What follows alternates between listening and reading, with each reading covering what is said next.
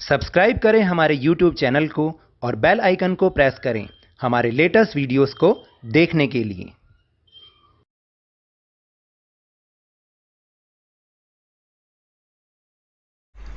Hello and welcome to Lavneesh Sir की class. This is Directorate of Education GNCT of Delhi's worksheet number 3, and it is only for class 7 students. It has taken from the subject mathematics, and we will learn and understand variables in this worksheet. So students, आज की इस worksheet में हम variables के बारे में सीखने वाले हैं। बहुत ही ध्यान से समझिएगा क्योंकि ये बहुत इंपॉर्टेंट वर्कशीट है। अगर आपको ये समझ में आ गया तो आपकी आगे आने वाली क्लासेस में भी आप इन इक्वेशंस को, वेरिएबल इक्वेशंस को आप बहुत इजीली समझ पाएंगे। So without wasting our time, let's start and understand with me. So देखते हैं एक बार। Variables allow us to express relation in any practical situation and many common rules and properties of geometry. देखिए, जो variables होते हैं वो हमें किसी भी प्रैक्टिकल सिचुएशन और ज्योमेट्री के, जो ज्योमेट्री होती है यानी रेखा गणित, उसके जो कॉमन रूल्स होते हैं, प्रॉपर्टीज होते हैं, उनको एक्सप्रेस करने के लिए, उनके बीच में रिलेशन एक्सप्रेस करने के लिए हमें वेरिएबल्स बहुत ही हेल्पफुल होते हैं। यानी किसी भी प्रैक्टिकल सिचुएशन और जो रूल्स हैं या ज्योमेट्री की प्रॉपर्टीज हैं, उनके बीच में रिलेशन को एक्सप्रेस करने में वेरिएबल्स हमारे बहुत हेल्प करते हैं। अब ये वेरिएबल क्या है? Variable is not fixed, it is something that can very. देखिए, जो वेरिएबल्स होते हैं ना, वो कभी भी फिक्स्ड नहीं होते। जैसे वैल्यूज तो फिक्स्ड होती हैं, 1 2 3, 1 की वैल्यू तो हम 1 ही कहेंगे, 2 तो नहीं बोलेंगे ना। लेकिन जो वेरिएबल होते हैं वो फिक्स्ड नहीं होते और ये हमेशा बदलते रहते हैं। Variables are generally represented by X, Y, Z and etcetera. देखिए, जो हम वेरिएबल्स होते हैं ना, उनको हम कैसे रिप्रेजेंट करते हैं? आप कोई भी अल्फ़ाबेट ले लीजिए, लेकिन मोस्ट कॉमन क्या होते हैं? एक्स, वाई, जेड या ABC भी ले सकते हैं, जिनका हमें पता ही नहीं। अगर मैं आपको बोलूं कि जैसे मैं आपको एक एग्जांपल देके बताऊं कि अगर मैं आपको बोलूं कि 3 + A = 5।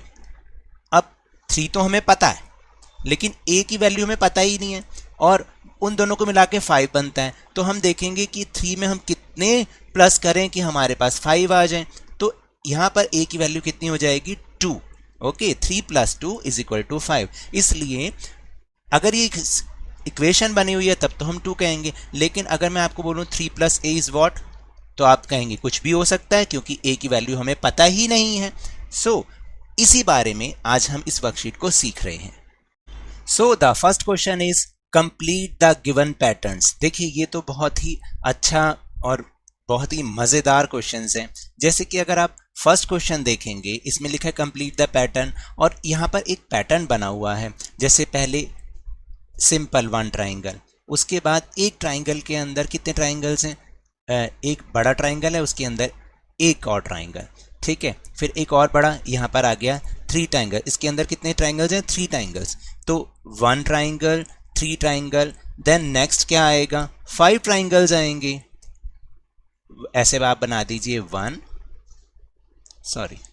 इस तरह से आप बना दीजिए 1 2 एंड 3। और यहाँ पर भी आप बना सकते हैं, जैसे कि मैंने थोड़ा सा उल्टा बना दिया, हम ऐसे भी बना सकते हैं इसको। देखिए, मैं आपको बताऊं कि जैसे आप यहाँ पर कर लीजिए 1 2 एंड 3 और यहाँ पे कर लीजिए 4 एंड 5। इस तरीके से बन जाएगा। नेक्स्ट पैटर्न इज, यहाँ पर 2 बॉक्सेस हैं, 2 रेक्टेंगल हैं, यहाँ पे 4 हैं, यहाँ 6 हैं। तो नेक्स्ट क्या बनेगा?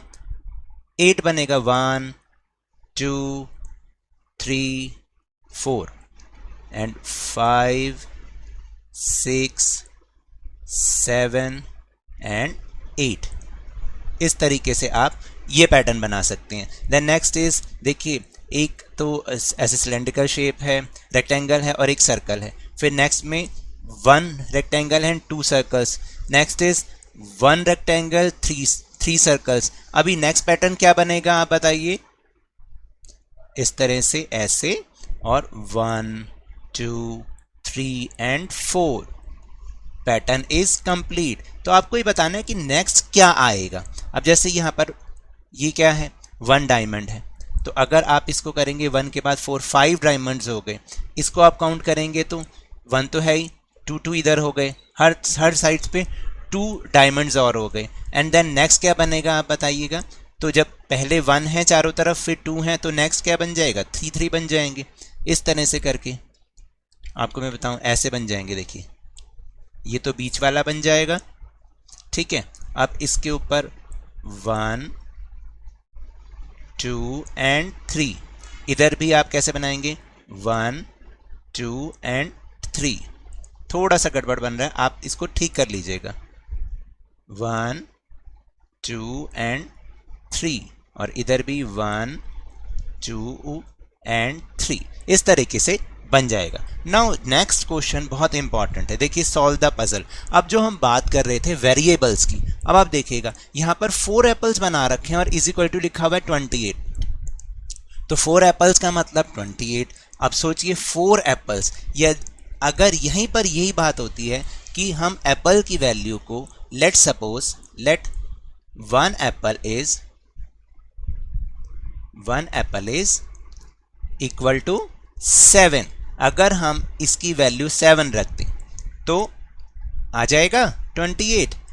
इस तरीके से हम वेरिएबल्स को सॉल्व करते हैं। अब इसको बताइएगा, देखिए जैसे अगर मैंने ऊपर लेट सपोज एप्पल की वैल्यू मैंने क्या की थी 7, तो अगर मैं 7 को और इसको मैं मान लूँ 3, तभी तो मेरी ये इक्वेशन सॉल्व हो पाएगी कि apple plus peach is equal to 21। अब ये तो पता ही नहीं ना हमें, हम मान लीजिए एप्पल को मान लेते हैं x और पीच को मान लेते हैं y। तो आप क्या करोगे, x की वैल्यू हमने रख दी 7 और y की वैल्यू हमने रख दी 3, और ये होता है मल्टीप्लाई। कौन सा साइन होता है, मल्टीप्लाई। तो 7 3 = 21 तभी बन पाएंगे। अब जैसे नेक्स्ट थर्ड क्वेश्चन देखिएगा, हमने यहाँ पर पीच की वैल्यू को माना था 3, तो 3 तो ये हो गया, इसको हम कहते हैं मल्टीप्लाई, लेकिन हमें इसकी वैल्यू नहीं पता तो हमने इसको वापस से x लिख दिया, या a लिख दीजिए इसको। तो इक्वेशन क्या बनेगी, 3a minus 7 is equal to 17। फिर 3a इधर रह जाएगा और माइनस का 7 सामने जाके प्लस बन जाएगा, राइट हैंड साइड पे जाके प्लस बन जाएगा। तो 3a इज इक्वल टू 24, और a की वैल्यू आ जाएगी 24/3 इज इक्वल टू 8। तो इसका मतलब इसकी वैल्यू कितनी आ गई, 8 वैल्यू आ गई, क्योंकि 3 8 = 24 और 24 - 7 इज इक्वल टू 17। इस तरीके से हम इसको करेंगे। थोड़ा सा मैसी हो रहा है, आप इसको बहुत ध्यान से कीजिएगा। फिर अब तो हमारे पास सबकी वैल्यू आ गई हैं।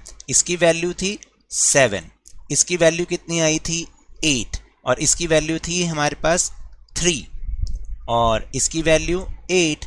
तो 7 8 = 56 प्लस 3 माइनस 8, अब क्या बनेगा, 56 प्लस 3 कितना हुआ, 59 minus 8 is equal to 51 is your answer.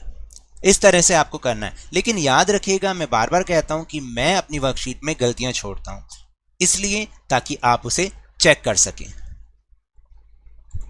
Now third question, right the perimeter of given shape.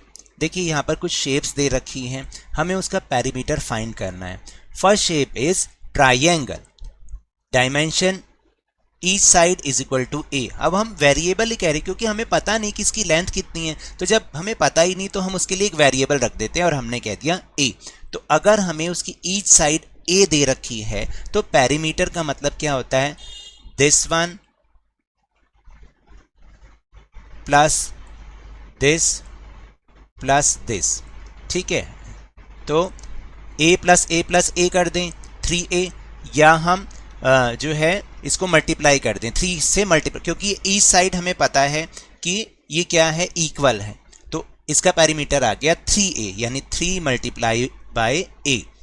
अब रेक्टेंगल का पेरीमीटर निकालना है, और यहाँ पे हमें डायमेंशन दे रखा है, इसको हमने कह दिया l और इसको कह दिया b। ये तो हो गई लेंथ और ये हो गई ब्रेड्थ।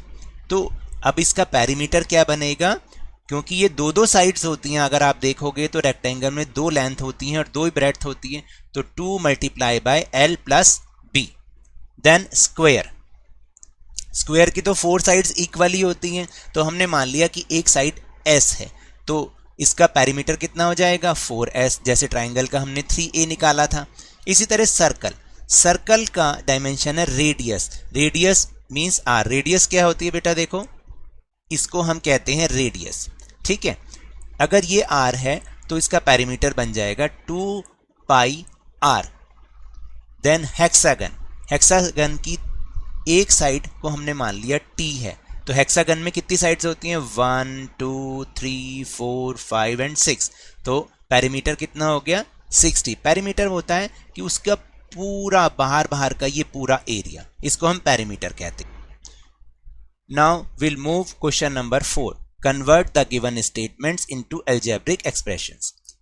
स्टेटमेंट और अलजेब्रिक, देखिए 4 मोर देन A, यानी A से 4 ज्यादा, 4 ज्यादा, ठीक है, तो एक्सप्रेशन क्या बन जाएगा A प्लस 4, ठीक है, क्योंकि हमने बोला A से 4 मोर है यानी ज्यादा है। 7 सब्ट्रैक्टेड फ्रॉम H, अब H की वैल्यू तो हमें पता नहीं, तो H में से अगर हम 7 माइनस कर दें तो हमें आंसर मिल जाएगा, तो एक्सप्रेशन क्या बनेगा H माइनस 7। फिर है मल्टीप्लाई J बाय 4, यानी मल्टीप्लाई J बाय 4, यानी J को 4 से मल्टीप्लाई करना है, ठीक है। तो कैसे करना है, हम इसको बोल देंगे J4, क्या बोलेंगे J4। फिर इसके बाद है डिवाइड K बाय 3, तो K को 3 से डिवाइड करना है, तो हमारा बन जाएगा K divided by 3। Then twice the sum of the U and 2, यानी U एंड 2 के सम, सम का मतलब होता है प्लस, उसका ट्वाइस यानी 2 गुना, तो अलजेब्रिक एक्सप्रेशन क्या बनेगा 2 multiply by U plus 2 and then subtract 10 from T, तो T माइनस 10 बन जाएगा। ये थोड़ा सा मुश्किल है, आप एक दो बार फिर प्रैक्टिस कीजिएगा आप इसी तरीके क्वेश्चन की, तो आपको बहुत अच्छे से समझ में आएगा। Then select the correct variable, value of variable, select the correct value of variable. अब आपको सेलेक्ट करनी है कि वेरिएबल की वैल्यू क्या होगी। जैसे इक्वेशन है T minus 8 is equal to 0, अब पॉसिबल आंसर है 8 माइनस 8 0 और 1, यानी T की जगह हम क्या लगाएं जो हमारा 0 आ जाए। तो अगर हमें T की जगह 8 लगा दूं तो 8 माइनस 8 कितना हो जाएगा 0, इसका मतलब this one is correct answer. Then m by 3 is equal to 21, answer है 7 14 21 63। अब m की जगह हम क्या रखें जो अगर हम उसको 3 से डिवाइड करेंगे तो हमारा 21 आ जाए, बताइए क्या रख सकते हैं हम, तो हम रखेंगे 63।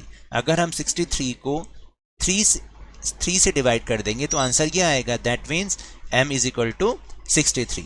Then k by 7, k by 7 यानी k को किससे डिवाइड, 7 k की वैल्यू क्या रखें कि 7 से डिवाइड करने पर आंसर इज 7, 1 रखें माइनस 1 रखें या 49 रखें, तो हम रखेंगे 49, क्योंकि 49 बाय 7 इज इक्वल टू 7, यानी 49 को 7 से डिवाइड करने पर answer is 7। Then k is equal to 49। So now that's all for this worksheet. अगर मेरे इस तरह समझाने से आपको थोड़ा सा भी समझ में आया हो तो इस चैनल को ज़्यादा से ज़्यादा सब्सक्राइब कीजिए, लाइक कीजिए और बहुत ज़्यादा शेयर कीजिए, जल्दी से 50K तक पहुंचा दीजिए। और याद रखिएगा कोरोना अभी भी फैल रहा है, then keep maintaining social distance and या जब भी आप बाहर जाएं अपना मास्क लगा के जाएं और आपकी बारी आने पर इसकी वैक्सीनेशन अवश्य कराएं, क्योंकि कोरोना को हराना है और ज़िंदगी को एक बार फिर से सुहाना बनाना है। इसी उम्मीद के साथ थैंक यू वेरी मच।